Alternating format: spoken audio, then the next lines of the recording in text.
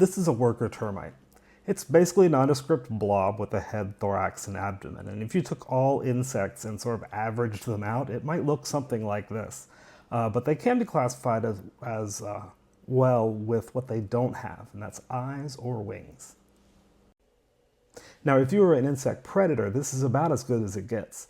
These guys have very thin exoskeleton, and that's important because if you think about like a cricket, they do have like 6-7% protein.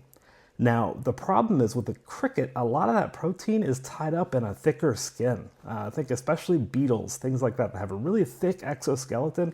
It takes a lot of protein to do that.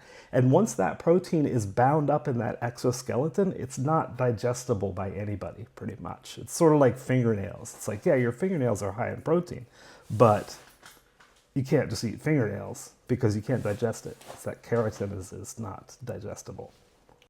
Another great thing if you're an insect predator is that they're social. And if you manage to find one worker termite for your dinner, then your chances are pretty high of finding a lot more where that came from. So long story short, termites are delicious and they're defenseless. So a good question is, how does a termite defend itself? Well, part of the answer is that they have strength in numbers and they're great at building. So termites are nature's builders. They build mounds, they excavate caverns and tunnels and all of that. And there's a lot of them. So if a predator like an anteater or a bunch of ants come in and try to invade this colony, they're going to be able to escape down their constructed tunnels and then turn around and wall themselves in. They can build themselves into a safe space. And that's a big part of a termite defense. But termites can't build themselves out of every tough situation, which is why evolution gave them a secret weapon. Meet the termite soldier. Now this is the part of the story where my inner 8-year-old boy gets really excited. A termite soldier is a morph of an insect that is made exclusively and designed exclusively for fighting. Termite soldiers can't even feed themselves. Their jaws are so designed to be defensive weapons that they can't work for processing food. So termites are fed by the workers, or soldiers are fed by the workers. So termites have the only true soldier caste in nature. Now there's some ant people who are going to disagree with me here, and they're probably right. But there are soldier ants, but they're generally referred to as major workers. And they are designed for fighting, but they also carry out some of the work themselves.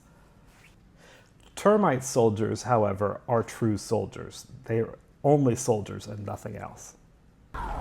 Spartans! What is your profession? I brought more soldiers than you did.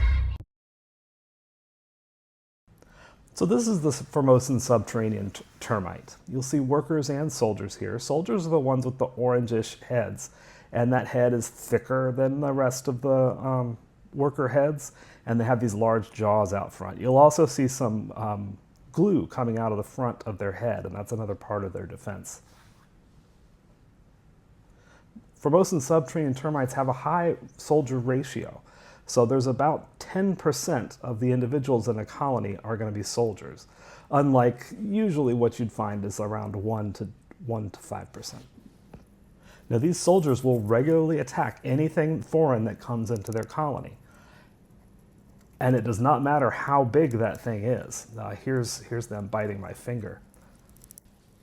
Now this fearless, self-sacrificing behavior is likely a defense against large vertebrate predators like aardvarks and pangolins, and here in the New World we have anteaters. A funny thing, this species is invasive here in South Florida.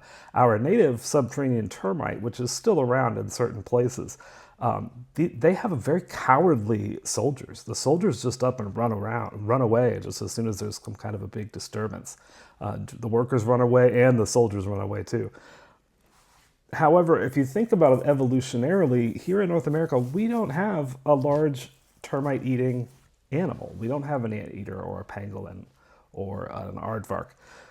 So our soldiers are not effective against such an attack. Now, what they are effective against is ants. If an ant invades a native subterranean termite colony, they're in trouble.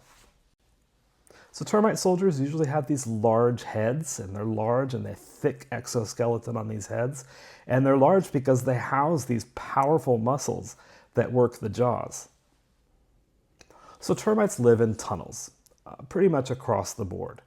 And so soldiers, interestingly enough, if you look at them, they only have the front half of their bodies that are reinforced. And only the front has the artillery. The back end of a termite is usually soft bodied, just like a termite worker.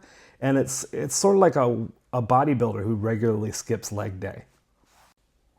Most termites have one soldier caste, and there's some that even have more than one. Some of them have 2 or 3 different types of soldiers that are going to be available to them.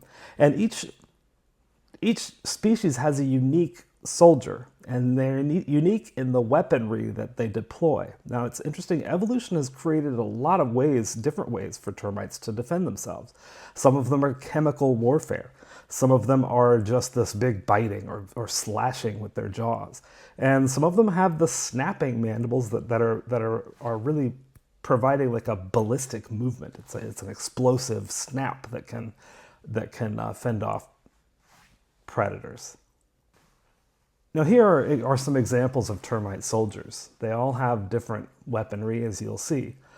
Termite researchers, actually, we can't tell the difference between species of termite without soldiers being present, because workers just don't have enough characteristic features to look at and say this is definitely species A and this is definitely species B.